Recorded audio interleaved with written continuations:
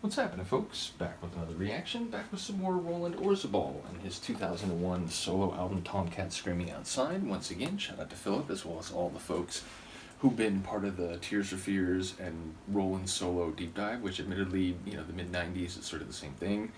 In any case, we are going to listen to the next tune on Tomcats Screaming Outside, which is For the Love of Cain, and it's spelled as in Cain slew Abel. Now the money's getting stuck to the gum under the table. My apologies to Gary Grice.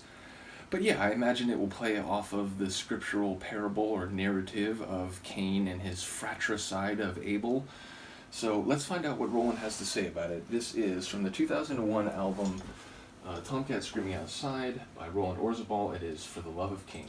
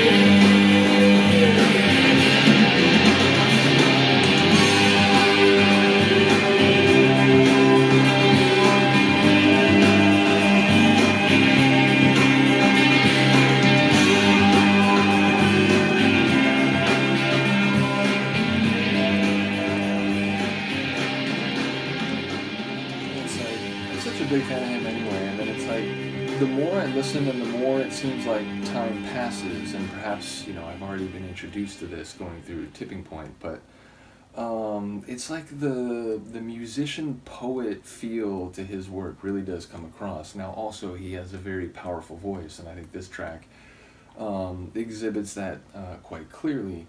And yeah, it's interesting. Like he's talking about like he wants someone to love, like presumably to grow old with, to go to the grave with. But he's also saying like I know your game and I'm gonna up the stakes, so I'm not quite sure. Like again, my inclination would to think that this would be about his first wife, but and knowing that they had a bit of a tumultuous relationship, perhaps this is part of that story. But yeah, on the surface of it, at first, it seemed like it was maybe a bit more general, and then I heard those lines, and it's like, oh, wait a minute, so this could be, framed around his personal experience when it comes to searching for love and having to deal with, the realities of real life. So ultimately, not quite sure what to make of the lyrics I did hear. I await Kim and all others who have offered excellent insight as we've gone through Tears for Fears and specifically Roland's material, and Olita and others, in that general constellation of artists. So yeah, bottom line, a really folksy type of vibe. It had some power, it had some rock to it certainly, and I really do love the moments where it would roll in with that drum roll and like hit with a bit more sonic power. But generally speaking, with the harmonica and the sort of folksy delivery of the singing, it really did have this like again folksy musician poet type of feel. So yeah, really enjoyed that one. Looking forward to hear what people have to say about it. And again, I'm appreciating this journey, and it'll be interesting.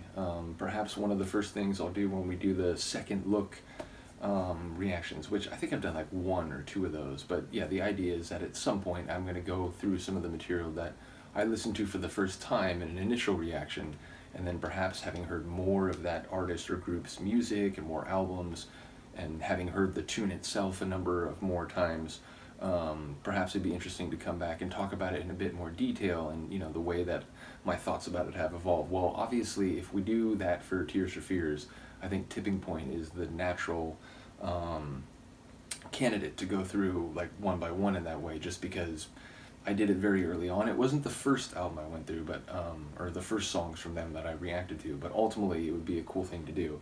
Obviously, we have a lot to go before then, so I'm getting ahead of myself in a way. Never a good idea. Nevertheless, do let me know what you think of this, and Luca the Comatose Cat and I will see you next time. Peace.